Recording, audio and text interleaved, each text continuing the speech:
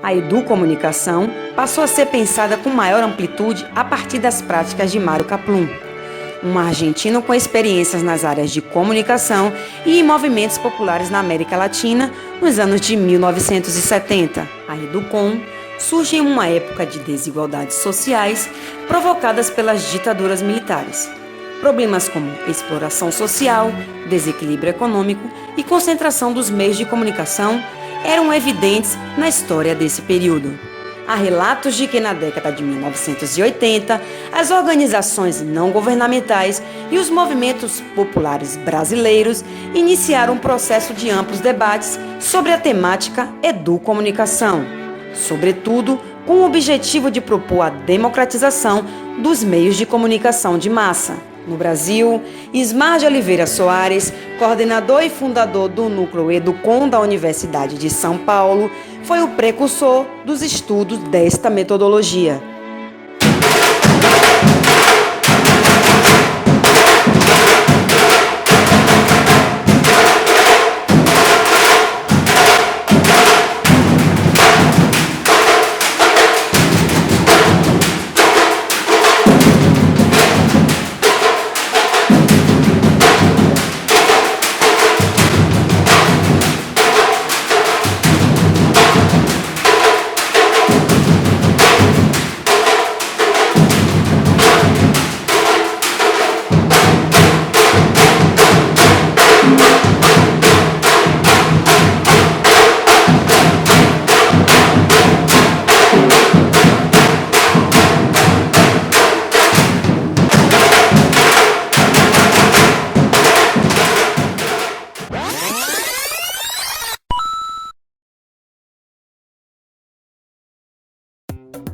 Olá, tudo bom? Eu sou Dilson Ventura e estou aqui na Cipó Comunicação Interativa, no bairro do Rio Vermelho, em Salvador. Uma organização civil sem fins lucrativos que tem como missão criar oportunidades do uso educativo das tecnologias da informação e comunicação para o pleno desenvolvimento de crianças e adolescentes. A Cipó planeja, dissemina e experimenta metodologias e estratégias baseadas nas tecnologias de comunicação, com o objetivo de contribuir para assegurar os direitos fundamentais e ampliar as condições sociais de jovens ao mercado de trabalho. Agora vamos falar com Ana Fernanda, coordenadora do Núcleo de Disseminação da Cipó. Vamos lá? A educação pela comunicação é uma metodologia, uma forma, de ensinar e aprender, metodologia de ensino e aprendizagem, em que os educandos e os educadores constroem juntos uma peça de comunicação. Pode ser um programa de rádio, um vídeo, um jornal, um fanzine, um blog, não importa. Eles constroem juntos essa peça e essa peça fala sobre temas socialmente relevantes, no caso da Cipó, temas ligados a direitos de infância e adolescência, e essa peça depois pode ser replicada em outros contextos de ensino e aprendizagem, como uma estratégia de mobilização.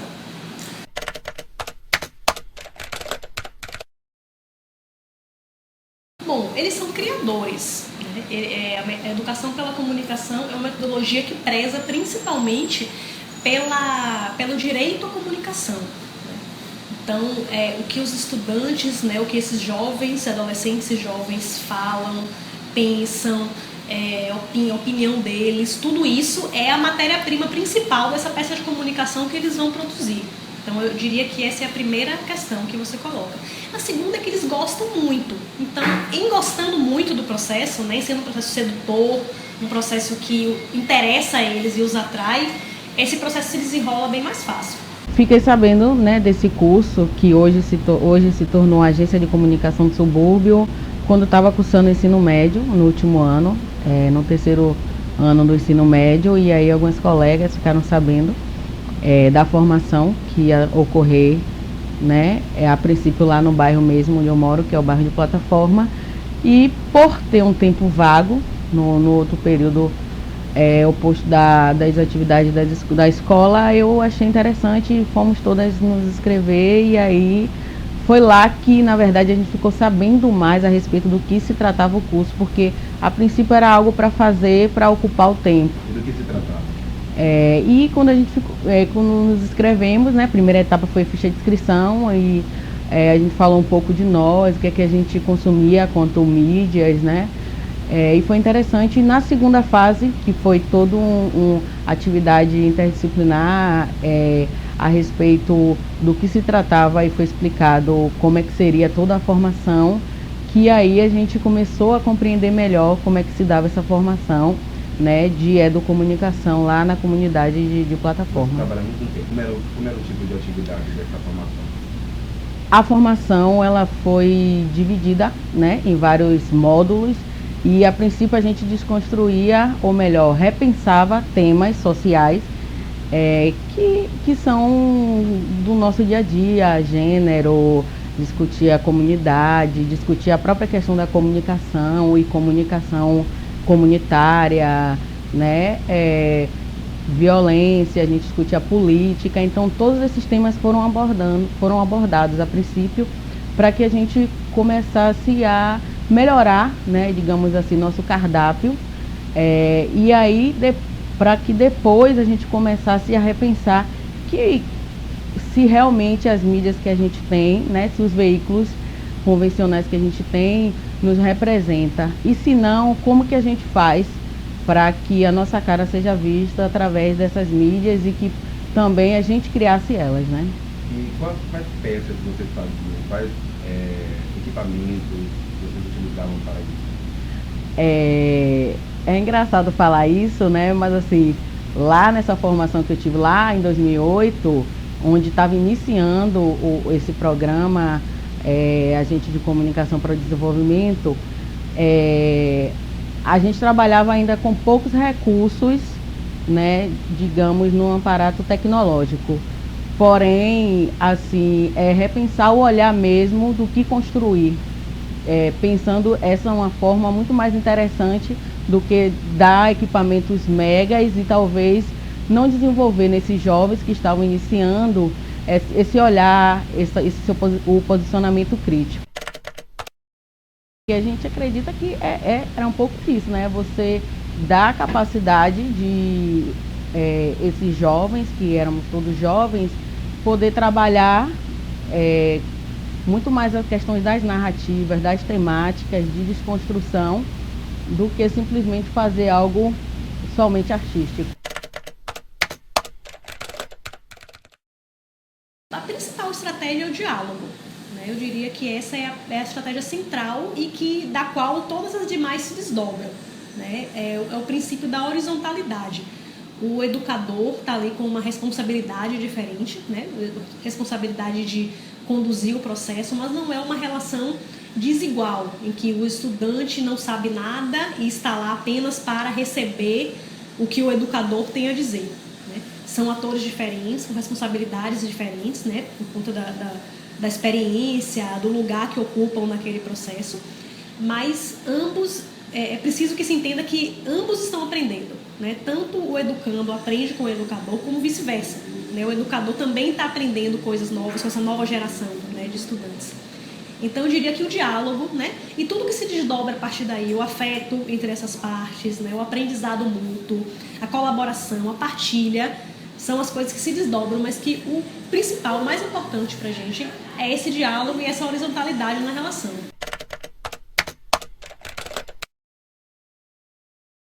Como atores ativos, porque esse meio de comunicação que é produzido de educandos com educadores é um meio de comunicação que vai ter o meio de comunicação que eles escolheram fazer, que eles elegem que meio é esse, que formato é esse, e que vai tratar de assuntos que interessam a eles. Né? Então, esse princípio da democratização da comunicação, de ouvir a voz do estudante, de levar em conta o que os adolescentes e jovens pensam, eu destaco como primeiro ponto.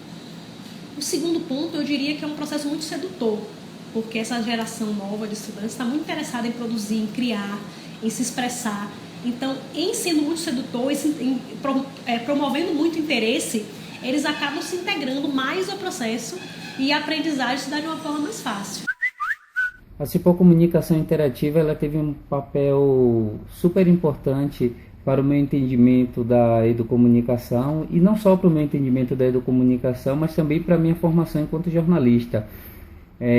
Sempre pensava, né, em fazer jornalismo, mas participando 6 anos da Cipó Comunicação Interativa, eu amadureci esse desejo e ingressei no curso de jornalismo. Fruto desse processo todo foi minha monografia, né? Eu acho que ela reflete um pouco isso, um pouco dessa importância, porque eu discorri sobre a importância dos produtos e dos veículos de comunicação no processo educativo. Então fiz um levantamento em escolas, enfim, para ressignificar, para ressaltar a teoria da educomunicação e para dizer que ela é importante nesse processo pedagógico. Então eu acho que a Cipó Comunicação Interativa ela tem um papel e uma importância fundamental na minha carreira profissional nesse sentido.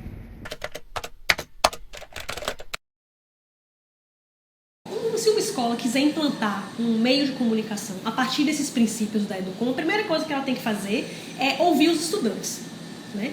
Os estudantes querem fazer isso e como eles querem fazer isso, como eles querem participar desse processo, né? Os estudantes precisam estar...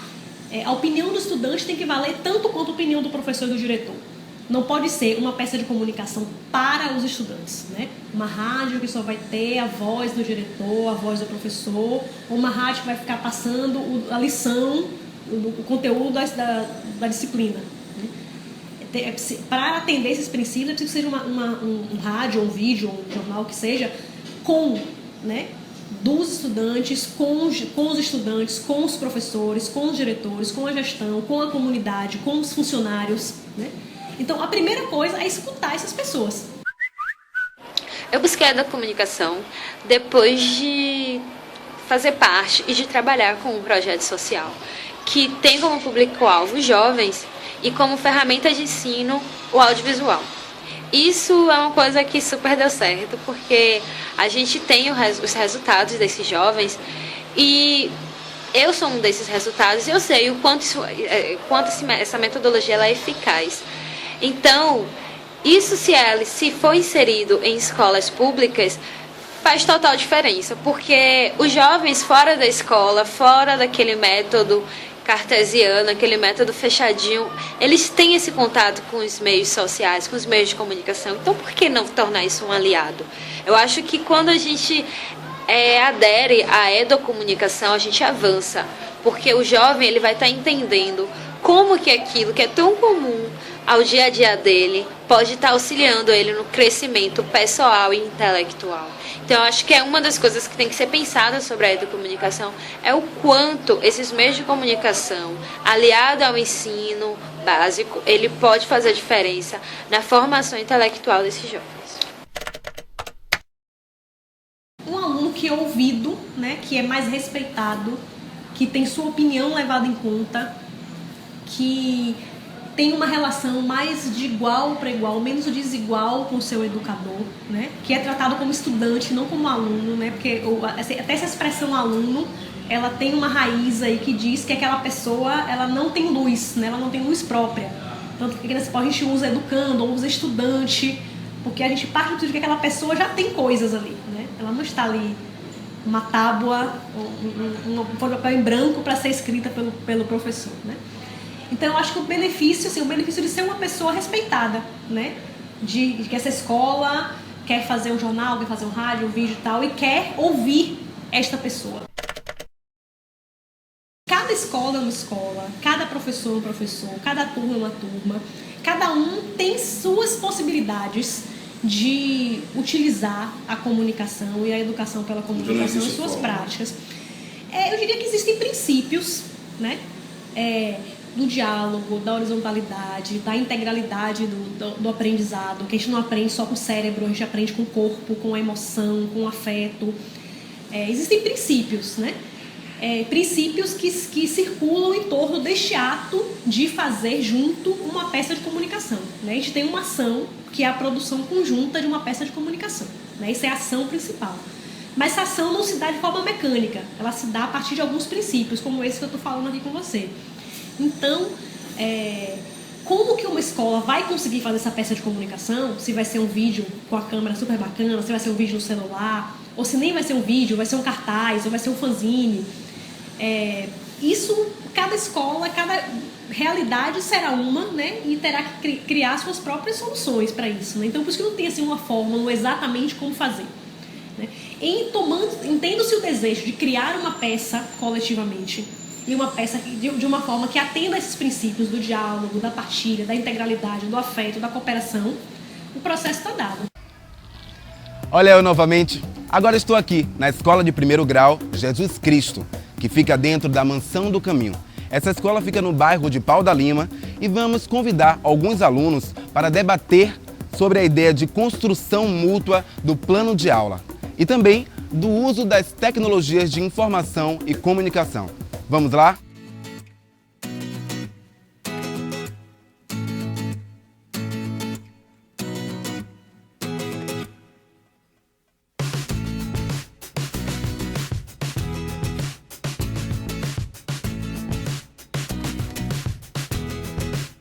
Como seria para você construir o plano de aula junto com o seu professor?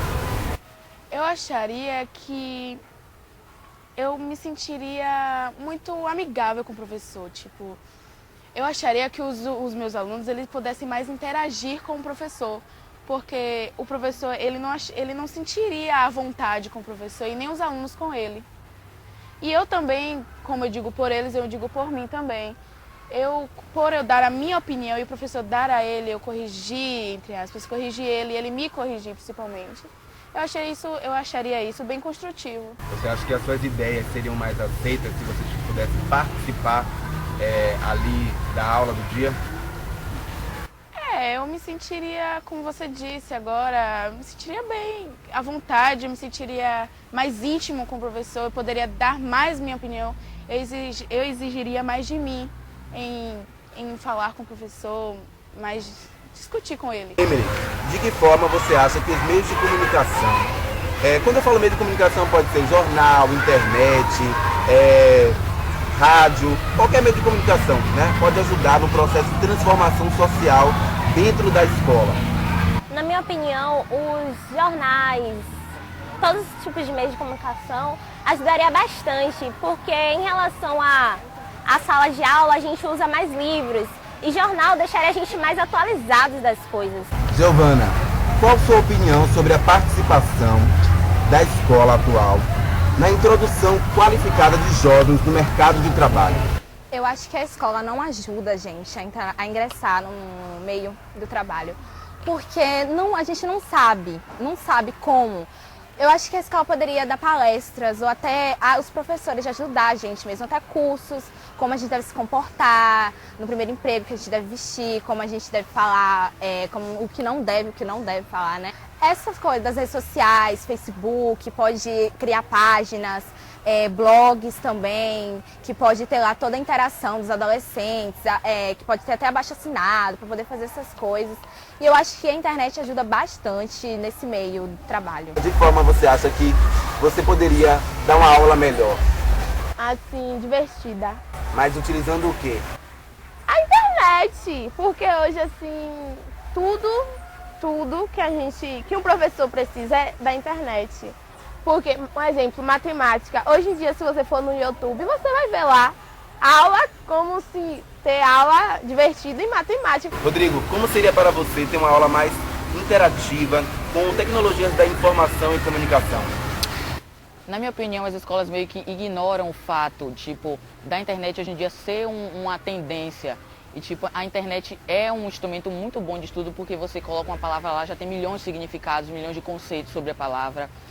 E o uso desse tipo de internet e dessas tecnologias em sala de aula seria muito bom, tanto para o professor quanto para o aluno, porque chamaria mais atenção do aluno para o professor.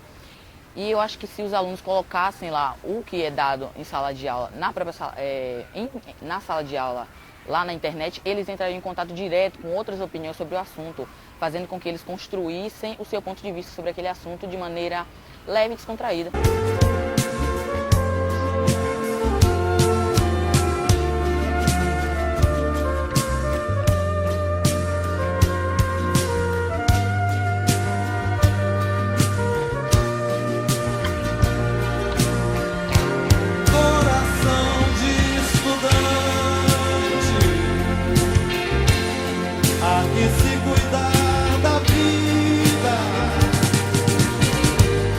Aqui se cuidar